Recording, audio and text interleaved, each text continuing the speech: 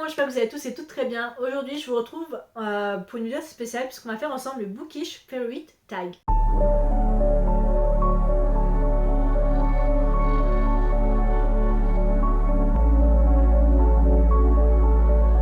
Je me suis dit j'aimerais faire un tag sur cette chaîne, mais un tag que pas forcément trop de gens ont fait.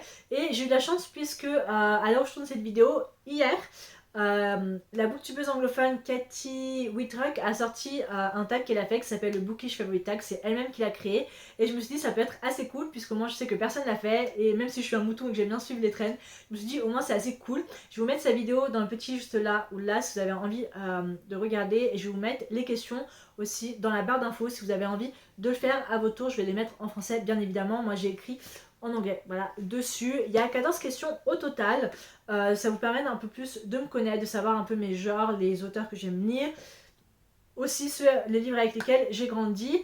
Et je vais éviter de me répéter sur chaque question, enfin éviter de répéter à peu près le même livre, mais des fois c'est un peu compliqué parce que voilà, c'est des livres favoris.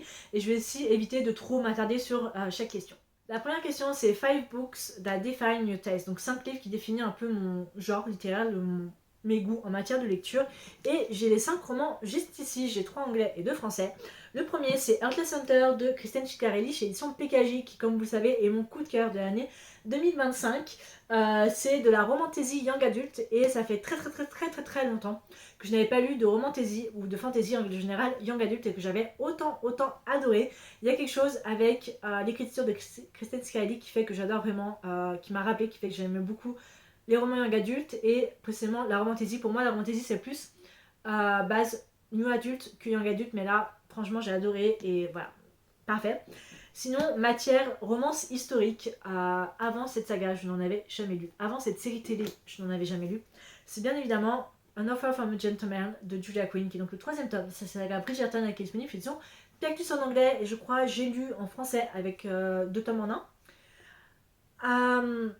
La chronique de Bridgerton. Quand la série est sortie, j'ai tout juste adoré. Déjà, je suis une fanat des séries historiques, donc déjà ça. Mais surtout, j'ai appris que c'était basé sur des livres et je me suis dit, mais je ne peux pas attendre 1 an, 2 ans avant la sortie de la saison 2. Je veux savoir ce qui se passe. Donc j'ai acheté le tome 2 sans avoir lu le tome 1. J'ai acheté le tome 2 qui est donc The Viking to Love Me, qui est donc le 2e tome et qui est basé sur Anthony. Et ça m'a fait découvrir un amour inconditionnel pour les romans historiques. Avant ça, je n'en avais jamais lu. Tout comme il y a certaines, avant quelques années, j'avais jamais lu de romans sportifs, tout ça. Donc ça a vraiment défini mon goût en matière de romans historiques, surtout la Regency Era. Et celui-ci, je vous le présente parce que Bénédicte, l'année prochaine, ça va être une réécriture de Cendrillon et ça va être un coup de cœur. Franchement, Regency Era, Bénédicte, déjà que j'adorais d'un série, mais alors là, voilà, Regency Era pour moi, c'est le top définition des romans historiques. Ensuite, pareil, avant Elsie Silver, j'avais jamais lu de romance cowboy. Donc Heartless d'Elsie Silver, je vous présente chez l'édition Piactus, qui est disponible en français chez l'édition BMR. Franchement, gros coup de cœur, incroyable. Romance cowboy, pareil, c'est vraiment, je crois, l'un de mes sous-genres de la romance que je surkiffe. En plus, c'est pareil, c'est comme les séries télé, je trouve qu'il n'y en a pas beaucoup, même de films. Il n'y a pas beaucoup de films, de séries en matière de cowboy. Il y a la série Billy the Kid avec Tom Beat que je trouve mais vraiment incroyable et il est parfait dedans, franchement.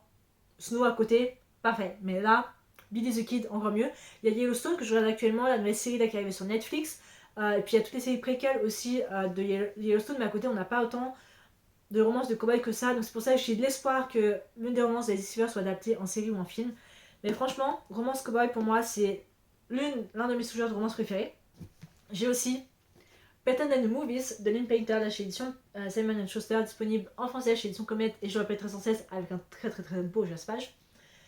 Ça faisait longtemps que je n'avais pas autant apprécié de romans young adultes. En général j'aime mais c'est pas forcément des énormes coups de cœur, mais celui-ci, je sais pas, ça m'a redonné goût vraiment à la romance young adulte et à mon envie de rattraper tous les teen movies des années 80-90, début 2000 que je n'ai pas regardé, que je n'ai jamais regardé. Et je sais pas, il y a quelque chose de parfait dans ce roman, quelque chose de beau, quelque chose de touchant, quelque chose de très teen movie, très rom-com que j'adore, très clairement. Et le dernier roman, c'est bien évidemment Hunger Games. Donc là, c'est Lever de soleil sur formation de Sam Collins chez son PKJ. J'ai toute la saga qui traîne un peu partout dans la chambre, mais Hunger Games, je veux dire, dystopie, Susan Collins c'est la queen de la dystopie. Voilà, je sais pas quoi vous dire d'autre, franchement, c'est incroyable. J'ai fait un vidéo récemment, vous pouvez le retrouver dans le petit juste là ou par là, mais voilà, pour moi c'est une définition que j'adore, en tout cas du genre dystopie. La question numéro 2, c'est Book You Love in Different Eras of Your Life. Donc les livres que tu as aimés dans les différentes périodes de ta vie. Et j'ai eu de la chance parce que je les ai littéralement tous avec moi, mais il y a quelques années, ça n'aurait pas été le cas. Ce qu'il faut savoir, c'est que je vis chez ma grand-mère, donc avec ma maman et ma soeur, ce qui fait que c'est pas forcément notre chez nous. Et quand on est parti de chez nous pour habiter chez notre grand-mère, chez ma grand-mère, on avait des cartons de livres, de tout ça, et on les avait passés à certaines personnes qui devaient nous les rendre quand le jour où on aurait eu un appartement. Chose qui ne s'est jamais fait, et chose qui fait que cette personne a décidé de vendre tous mes livres, voilà, que j'avais. J'avais récupéré certains livres, mais tous mes livres de mon enfance, de ma petite enfance, donc j'étais vraiment 3-4 ans jusqu'à vraiment ma primaire, ça a été perdu. Ce qui fait que je suis à une période là de ma vie depuis 2-3 ans où dès que je trouve un roman qui date de mon enfance, quand j'avais même 3-4 ans, je l'achète. Même si c'est des trucs d'activité, je m'en fiche, je les achète parce que c'est vraiment des livres qui m'ont marqué, c'est des livres qui m'ont que j'étais dégoûtée de plus avoir, et mon but c'est vraiment d'avoir, quand je vais à une bibliothèque, une étagère spéciale BD et livres de mon enfance. Voilà. Donc j'ai eu de la chance parce que récemment je suis allée au bric-à-brac et tout ça, et j'ai retrouvé les livres de mon enfance, et c'est parfait parce que ça définit vraiment toute mon élan. Le premier, c'est Les Petites Crapules de Tony Gart, là chez l'édition Atlas, qui date de 2001. Voilà, c'est des petits romans. Là, c'est Hervé Télé. Voilà, c'est des petits romans sur une classe. Voilà, et chaque tome, c'est voilà, un enfant. On a par exemple voilà, je peux vous montrer un peu. On a Mathilde Timide, Hugo Bobo, qui était mon préféré de tous avec Hervé de Télé, Sébastien Zindin, Clarisse Caprice. Je disais que c'était ma soeur parce que tu tapais toujours des caprices. Voilà, on a Timothée éveillé et tout ça, Bérangère, tête en l'air. C'était vraiment des romans que j'adorais. Et en plus de ça, quand tu les achetais, tu avais la peluche du roman offert avec. Donc c'était vraiment génial. Après ça, ma maman m'a donné m'a fait de la lecture, évidemment. Les belles histoires de 3 à 7 ans chez Baya. Là, c'est l'un de mes préférés qui s'appelle La famille cochon déménage. C'est des romans que ma maman me lisait le soir. Voilà, avec des dessins tout mignons qui se lient assez rapidement, hein, voilà. Mais qui étaient vraiment, vraiment génial. J'en ai quelques-uns que j'ai réussi à retrouver. Privé télé, il manque aussi, je sais pas, il y en avait plein, La soupe à la grimace. Carabit, Carabat, Caraba, des histoires de grand-père qui étaient extrêmement tristes, mais que j'adorais ce livre-là quand j'étais petite. Et après, les belles histoires, il y en a eu un peu plus grand avec Le Prince Olivier ne veut pas se laver, ou Princesse Zélina, ou Les bottes de Richelieu, quelque chose comme ça, qu'il faut que je rachète aussi, mais que j'adorais. Et voilà, c'est des romans qui m'ont beaucoup marqué. Après, pendant ma période primaire, j'ai aussi eu Cœur de cerise et tout ça, mais ça m'a pas plus marqué que ça. Par contre, Lou m'a beaucoup marqué de Julien Nel, chez édition Glénat. Comme beaucoup de monde, Lou, je trouve que c'est indémodable, c'est intemporel, très clairement, c'est juste magnifique, c'est juste beau. J'admets qu'il me manque le dernier tome, que j'avais jamais eu l'occasion de lire, donc La Cabane et évidemment Lou Sonata. Et je trouve vraiment que c'est indémodable, Lou, parce que je travaille dans une école primaire, ça vous le savez, et les lundis, les enfants, les lundis après-midi, certains enfants vont à la médiathèque avec leur classe, et je les vois emprunter Lou. Mais je trouve ça tellement génial que la nouvelle génération de maintenant découvre une BD qui pour moi reste la meilleure BD au monde, reste vraiment indémodable, et c'est vraiment génial. Après, je suis arrivée au collège, et au collège, j'ai eu déjà Le Journal d'un vampire de Julie Plec, que c'était génial, c'était mon era parfait. La sélection aussi, et bien évidemment Hunger Games, voilà, de Suzanne Collins, qui a été ma première vraie saga chouchoute que j'ai lue. Le premier tome, ça a été vraiment une découverte en matière de lecture, puisque c'est là où j'ai eu mes premiers flashbacks, mes premiers flashs quand je lisais les livres. Et c'est aussi le premier film que je suis allée voir au cinéma avec ma meilleure amie. Donc c'est vraiment une saga qui me tient particulièrement à cœur. Mais Hunger Games, ça reste pour moi vraiment indémodable. Pareil, j'ai tellement envie de faire découvrir ça à mes enfants plus tard. Tout comme mes belles histoires, et ça justement, je garde ça pour un jour faire découvrir à mes enfants des choses que peut-être ils ne connaîtront jamais. Et après ça, j'ai eu vraiment une coupure à la lecture jusqu'à 2020, où j'ai demandé un livre pour mon anniversaire qui s'appelle, c'est rangé au cœur dans le livre, mais qui s'appelle Tenir debout dans la nuit, de Éric Pézan, chez l'édition Medium, dans la collection M+, qui m'a bouleversée, qui m'a vraiment donné goût à la lecture, et qui fait maintenant que depuis 2020, je lis vraiment non-stop. Et c'est vraiment un livre qui m'a beaucoup touchée, beaucoup marqué. Il n'y a aucun dialogue, c'est un roman qui fait à peine 200 pages, 250 pages je crois, mais qui est extrêmement touchant, qui est extrêmement beau, qui se passe à New York, où on suit Leslie je crois, qui erre dans les rues de New York, c'est une française qui erre dans les rues de New York sans argent, enfin avec quelques argent mais sans clé, sans téléphone, sans rien, avec juste son appareil photo en main. Et en fait on apprend en termes entre les événements avant ce qui s'est passé et maintenant ce qui lui est arrivé, ce qui est assez touchant. Et franchement voilà, c'est un roman qui m'a beaucoup touchée, qui qui a fait de moi la lectrice vraiment que je suis aujourd'hui. Question numéro 3, c'est favorite genre, donc mon genre que j'aime lire, évidemment sans surprise comme beaucoup de monde, c'est la romance et la fantasy, et en rajouter deux, ça s'appelle la romantasy. Et je sais pas, je trouve que la romance et la fantasy, c'est deux genres totalement différents l'un de l'autre, qui ont vraiment des codes extrêmement différents, des tropes extrêmement différents, enfin qui ont les mêmes tropes mais qui sont différents à la fois, je sais pas. Et là, un peu plus récemment, c'est plus thriller. Freda McFadden m'a fait découvrir un tout nouvel univers avec le thriller. J'en lis vraiment rarement, mais je suis contente que ce soit un genre que je lis un peu plus et que j'adore découvrir. Question numéro 4, c'est favorite author, donc mes auteurs préférés. J'ai Elsie Silver, voilà, qui est pour moi la queen de la romance contemporaine. J'ai Lynn Painters, qui est pour moi la queen de la romance young adult, très clairement. J'ai aussi Kristen Scarelli, qui est pour moi la queen de la romantasy young adult.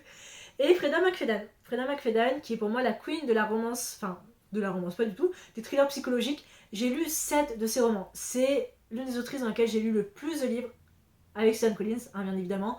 Mais 7 romans thrillers psychologiques, c'est incroyable pour moi. Franchement, j'adore, je trouve sa plume tellement géniale et tellement fascinante, j'ai envie de lire tous ses romans. Question numéro 5, c'est favorite form of reading, donc si je préfère lire en numérique ou en physique. Et en vrai, je suis pas forcément plus l'un plus l'autre. En vrai, si. Je suis quand même plus livre. Je sais pas, j'adore déjà l'odeur des livres. Autant nouveau que ancien, surtout ancien, j'adore l'odeur des livres. Et j'adore le fait de tenir un roman avec moi.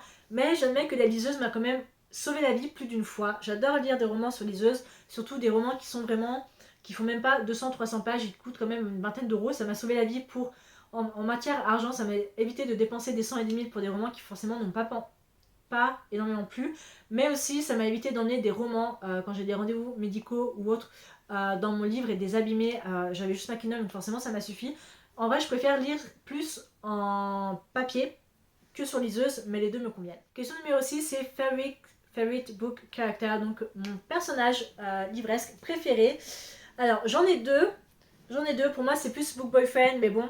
Mais je pense que mon numéro 1 book character au monde, et ça restera, c'est très clairement Jax de la trilogie Caraval et Once Upon a Broken Heart de Stephanie Garber. C'est l'un de mes personnages de livres préférés de tous les temps. Je ne me demandez pas pourquoi, même moi je n'en sais rien. Mais il y a quelque chose que j'adore avec son personnage, j'adore son humour, j'adore son côté mystérieux, son côté séduisant, son côté, je sais pas, très sensuel aussi, puis la façon dans laquelle il est avec Evangeline dans Once Upon a Broken Heart, je sais pas. Dès son introduction dans le tome 2 de Caraval, il y a quelque chose que j'ai vraiment adoré avec lui. Et sinon, il y a aussi Wes de Better Than the Movies. Je sais pas, franchement, je sais pas pourquoi. Je pense que c'est tous les personnages de séries teen movie, de teen movie que j'adore, qui sont rassemblés en un seul personnage ivresse, donc Wes. Et dès le moment où il lui a acheté des chaussures, j'ai su que ça allait être mon personnage préféré. Il faut lire pour comprendre, mais pour moi, le moment où il a acheté des chaussures à Lise, pour moi, ça a vraiment défini déjà le livre et ça a défini son personnage. Et franchement, voilà, c'est deux personnages que j'adore. Question numéro 7, c'est favorite series, donc mes sagas littéraires préférées. J'ai bien évidemment la saga Hunger Games de Suzanne Collins, ça a défini toute mon adolescence, préadolescence, ça me définit encore. J'ai aussi la saga Season of Pink de Elsie Silver, qui est vraiment une pépite en matière de romance cowboy, je le répéterai sans cesse. Et ma troisième, c'est je crois ma favorite of all time, vraiment ma préférée de tous les temps. Et c'est la duologie plus le préquel Ashes Falling for the Sky de Mathieu Guibé et Nini Gorman, ou Nini Gorman, je sais pas comment on dit, chez l'édition Albin Michel. J'ai découvert, je crois en 2020-2021, Ashes Falling for the Sky. J'avais demandé pour Noël sur un coup de tête. J'ai lu le premier tome, j'étais en pleurs le lendemain de Noël. Et je me suis dit, mais j'ai pas le tome 2. Donc 2 jours après, je suis allée m'acheter le tome 2. Et mon dieu, j'en pense en tête. Franchement, si c'était l'une des. Si quelqu'un me recommanderait une saga, genre qu'est-ce que je pourrais lire, je leur dirais Ashes Falling for the Sky. Il y a quelque chose de beau, de magique, de touchant, de traumatisant aussi avec cette duologie, mais j'adore. J'ai même encore la chanson qui a défini le personnage de Ash, enfin qui a aidé à écrire ce roman. Je l'ai encore, je l'écoute non-stop depuis que j'ai acheté le livre, depuis que j'ai lu et j'adore. Il y en a qui diraient lisez le préquel et lisez la duologie, mais moi c'est plus lisez la duologie et après lisez le préquel parce que le préquel va tout spoiler après sur la duologie, mais franchement c'est vraiment une de mes sagas chouchoutes au monde. Question numéro 8, c'est Series I'm most excited to finish, donc c'est saga donc laquelle je suis le plus hâte de terminer et j'en ai 1, 2, 3, j'en ai 3. J'ai bien évidemment la duologie The Crimson Moth de Kristen Scarelli, donc Rebel Witch, donc là il y a Heartless Hunter, le tome 2 et dernier tome c'est Rebel Witch. Je pourrais l'acheter, vu qu'il est sorti en anglais, je pourrais l'acheter, mais je me suis promis, et j'ai promis à vous, que j'attendrai la sortie VF pour le lire. Je suis prête à attendre, même si ça fait mal, parce que j'ai vu de très très bons retours dessus. Voilà. J'ai aussi, bien évidemment, la saga Chestnut Prince de Easy Silver. Depuis qu'il y a une nouvelle série là, de Cowboy, Nouvelle Vie à Richmond Ranch, je crois, qui est sortie. Je me suis dit, il faut que je termine cette saga. Je veux commencer la saga Gold Rush Ranch et Rose Hill, mais je veux terminer cette saga. Genre, absolument, c'est l'une de mes sagas prioritaires à terminer cette année. En plus, Hopeless fait partie de mes 25 livres pour 2025 que je veux absolument terminer. Et l'autre, c'est bien évidemment la saga trilogie ou saga, en vrai, je sais pas trop. Powerless de Lauren Roberts, donc Powerless, Reckless et Fearless que je devais lire ce mois-ci. Mais le truc, ce qui s'est passé, comme beaucoup de gens d'ailleurs, j'ai été déçue parce que Lauren Roberts a décidé de sortir le dernier tome en hardback au lieu de sortir en paperback. Ce qui fait que je ne l'ai pas, je sais pas du tout comment faire. Je vais passer à ma librairie anglaise, voir si elle peut me le précommander ou l'avoir en paperback. Parce que je peux pas l'acheter en hardback, ça va gâcher tout mon truc. Et donc ce sera pas ce mois-ci malheureusement que j'aurais dû. Donc voilà, j'espère juste pas attendre trop longtemps, mais je veux absolument terminer parce que je veux découvrir la fin. Très clairement. Et je veux découvrir la pianine entre Kai et Paydin. Je suis obligée. Question numéro 9, c'est Series I'm most excited to start. Donc les sagas littéraires que j'ai très très envie de commencer. D'ailleurs, je vous en ai fait une vidéo pour être un petit juste là, ou là juste avant cette vidéo là. Et j'en ai noté quand même quelques-unes. J'ai Belladonna de Adele English, édition de Saxus, que j'ai très très envie de commencer. Je sais pas trop pourquoi, mais depuis que je vous en ai parlé, c'est l'une des sagas de fantasy auxquelles je pense le plus.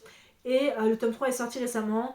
Et je l'ai vu là, je suis passée à Décitre hier. Et je l'ai vu à Décitre et je me suis dit. Enfin, j'ai vu le tome 2, je me suis dit, ah, je pense que c'est une saga que je vais me laisser tenter dans pas longtemps. Mais c'est pour ça que j'aimerais beaucoup t'amener Once Upon a Broken Heart et Chestnut Prince avant de commencer celle-ci. Il y a aussi justement les sagas Rose Hill et Gold Rush Ranch de Elsie Silver. Donc la saga Rose Hill, c'est après Chestnut Prince et l'autre saga c'est avant Chestnut Prince que j'ai très très envie de commencer, mais pareil il faut que je termine Chestnut Prince.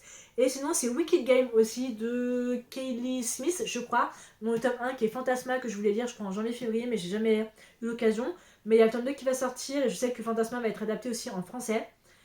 Mais je me tape, j'ai sur ma Kindle mais je pense que je vais l'acheter en physique. Je pense que le fait de l'avoir en physique va peut-être me donner plus envie de le lire que de l'avoir sur ma Kindle. Question numéro 10, c'est Book That I Predict Will Be a Favorite. Donc c'est livre que je pense va être tes favoris, 5 étoiles. Je reviens sur Wicked Game avec Fantasma de Kelly Smith. Vu qu'on me l'a vendu vraiment comme un Caraval, c'est vrai que depuis que j'ai sur ma Kindle, c'est pareil, c'est comme Belladonna, j'arrête pas d'y penser. Et je pense que ça peut être un énorme coup de cœur. Je suis pas très dark romance, mais celui-ci me fait tellement envie. C'est des jeux de l'enfer, des jeux de la mort. Enfin, ça se passe en enfer, il y a des jeux de la mort, il y a de la romance, il y a du spice. Il y a des personnages très similaires à Jax. Voilà, je sais pas quoi dire d'autre. Et le deuxième, c'est, je pense, First Time Caller de B.K. Morrison chez Édition Pam, là, qui est donc le premier tome de cette saga Heartstring. J'ai vu pas mal de booktubeuses anglophones et une booktubeuse francophone en parler récemment et ça a été des gros coups de cœur. Les gens ont beaucoup apprécié et ça me fait tellement envie. D'ailleurs, spoiler sur ma palle du mois de mai. J'ai décidé de rajouter First Time Caller parce que je peux plus attendre, il faut que je le lise. Mais je pense que ça va être une excellente bonne lecture. Et je sais que c'est une autrice que beaucoup de personnes adorent. Question numéro 11, c'est Prettiest Book / Special Edition. Alors, mes éditions spéciales de certains livres, parce qu'à l'époque j'étais sur les Mimicrates, sont rangées dans les cartons là-bas. Mais la couverture la plus jolie que j'ai, c'est celle-ci. C'est Wings of Starlight de Alison Saft chez Édition Studio Press, qui est donc Disney, que je trouve mais juste magnifique. Elle mérite moi cette beauté. Alors, je sais pas, je trouve juste l'objet livre magnifique. Et Wings of Starlight sort le mois prochain chez Édition Hachette Heroes pour ceux qui veulent le lire en français. Petit conseil, regardez les films Clochette avant. Voilà, c'est le seul conseil que j'ai à vous donner. Question numéro 12, c'est What book would you buy right now? Donc quels sont les livres que tu aimerais acheter là maintenant tout de suite? Et j'en ai quelques-uns, j'en ai 1, 2, 3, 4, 5 à vous présenter. Le premier c'est bien évidemment Fearless, voilà, de Lauren Roberts. Pareil, je pense que je vais vite me tâter pour l'acheter. Je sais pas comment je vais faire. S'il faut que j'achète la version hardback, je le ferai, mais il faut que je l'achète. J'ai aussi Hopeless de Elsie Silver, je suis obligée de terminer cette saga, j'en peux plus. J'ai Rebel Witch, pareil, de Stan Scarelli, parce que je veux, alors la suite de Heartless Hunter, mais on n'a pas date pour la version française, ça sort cette année, donc je perds pas espoir. J'ai aussi un roman qui n'est pas sorti, mais qui va pas tarder à sortir en France, c'est Lovely War chez l'édition Brajlon. L'une des raisons pour lesquelles je veux lire, c'est le fun fact de cette chaîne. Quand j'ai commencé à lire en anglais, je me suis lancée avec Akotard, chose que je n'aurais absolument pas dû faire, hein, très clairement. Et L'Homme l'Ivoire a fait partie de ces tout premiers livres que je voulais lire en anglais. C'est-à-dire quand j'ai débuté la lecture en anglais, ça faisait partie vraiment de ces premiers livres, top priorité wishlist que je voulais lire, et j'ai jamais eu l'occasion. Et c'est vrai que plus les années passent, plus je me suis dit ouais il faut que j'achète, que je lise. Et maintenant que j'ai appris que c'était en français, j'ai très envie de me laisser tenter en français. C'est de la romance young adulte historique, je crois pendant la guerre, avec je crois un soupçon, vraiment un soupçon de fantasy. Et j'ai très très envie de l'acheter. Et le dernier roman que je veux vraiment acheter, mais qui sort pas avant le mois de septembre évidemment, c'est Fake Skating de Lynn Painters, qui est son dernier roman, qui est bien évidemment, comme vous l'avez compris, de la romance sportive. Fake dating, voilà. Je n'en sais pas plus, je ne veux pas savoir. C'est une autrice auquel je peux partir les yeux fermés. Je sais que je vais adorer, très clairement. Mais ça sort pas avant le 30 septembre. Donc j'ai encore le temps, mais j'ai tellement hâte de le lire et de l'acheter. Enfin, de l'acheter et de le lire. La question numéro 13, c'est Favorite Book, book Merch plus Shop. Donc les choses livresses que j'ai. Je vais vous présenter ça. J'ai eu dans une box Illumicrate. C'est un port de marque-page, voilà, je sais que c'est du Book of the Date, et j'ai certains marque-pages aussi que j'ai reçus, que j'adore. J'ai celui-ci que j'avais reçu, avec She's the Sun ou She Will Be the Sun, que je trouve magnifique, et il y en a d'autres aussi que j'adore. J'en ai quelques-uns, j'ai beaucoup de marque-pages, hein, laissez-moi vous dire. J'ai ceux-là, que j'avais acheté sur Vinted, qui vient je crois de Fairy Loot, qui sont des marque-pages avec des personnages. Donc là, on a Rissand et Ferra de Akotar, la Lou et Reed de je sais pas du tout quoi. Juliette et Roma. Je crois que Juliette et Roma, ça vient de Ses plaisirs violents de Chloé Gong. Et il y a Megan et Ash de je sais pas du tout quoi c'est, mais j'aime beaucoup. J'ai ceux-là aussi que j'ai eu, que je trouve magnifique, que j'ai gardé. C'est des personnages d'un roman que j'avais eu Illumicrate, qui était avec d'un roman historique fantasy avec une romance polyamour que j'ai trouvé magnifique. Mais voilà, ça fait partie de ces objets livresques que j'ai quand même gardé. J'en ai gardé quelques-uns aussi, mais qui sont rangés dans des boîtes. Illumicrate, que j'attends vraiment d'avoir un appartement et un immeuble, enfin un immeuble, pas du tout, un appartement et une bibliothèque pour vraiment les mettre en avant et vous les montrer. Mais ouais, c'est mes petits bébés. La 14e et dernière question, c'est Favorite Book Creator. Donc c'est booktubeur, booktubeuse préférée que j'aime, je pense pour moi autant anglophone que francophone. J'ai pas les noms avec moi, mais je les mets juste là. Voilà, si vous avez envie de découvrir ces personnes-là, je pense qu'il y aura forcément Nina Quill, il y aura évidemment Alison Ray que j'adore, voilà. Très clairement, Katie Whitrock, vu que c'est elle qui a fait le compte, mais voilà. Franchement, c'est des personnes que j'adore, que je suis et que j'adore leurs vidéos, très clairement. Et voilà, qui m'ont donné envie d'ouvrir une chaîne Booktube, voilà, parce que je suis un gros mouton et parce que je trouve que j'atteins plus de gens ici que sur mon Bookstagram. Voilà. Donc voilà, c'est tout pour cette vidéo tag. J'espère que le Bookish Favorite Tag vous a plu. Voilà, pour ma part, j'ai adoré faire ça. C'est le premier tag de ma chaîne, mais je pense qu'il y aura un autre de prévu, puisque je crois, mi-2025 en général, il y a le Meiji Freak Book Tag qui sort là, que j'ai très hâte de faire d'ailleurs. Écoutez, niveau lecture, là actuellement, je suis plutôt bien. Je suis à 8 lectures sur 10. Donc c'est bien, là je vais avoir terminé mon 9e roman bientôt, donc ça va être chouette. Donc franchement, non. Ouais, si, ça va être vachement chouette. Donc dans tous les cas, j'espère que cette vidéo vous a plu. Encore une fois, si vous voulez faire le tag, les questions sont dans ma barre d'infos. Et puis, si vous voulez répondre même aux questions, vous pouvez le faire en commentaire. S'il y a des romans que vous avez lus ou que vous n'avez pas encore lus et que je vous ai peut-être installé, ce serait... Voilà, c'est tout. En vrai, je sais pas trop quoi dire, mais dans tous les cas, je sais pas si vous plaira. Je pense pas. Alors, je suis pas sûre qu'il y ait une vidéo la semaine prochaine parce que là, je suis en vacances donc je voudrais beaucoup profiter et je suis censée faire des injections. Rien de très grave, des injections de toxines botuliques qui sont le botox qu'on utilise quand on fait du botox. À ce niveau-là, parce que j'ai un souci, ce qu'on appelle le syndrome difficile thoracobrachial, d'un nerf qui est compressé. Donc, je sais pas du tout. Non, c'est censé faire pendant les vacances, donc s'il n'y a pas de vidéo la semaine prochaine. C'est soit j'ai fait mes injections, soit je suis en vacances et je veux vraiment profiter. Dans tous les cas, j'espère que cette vidéo vous a plu et je vous retrouve la prochaine fois pour la prochaine vidéo. Ciao!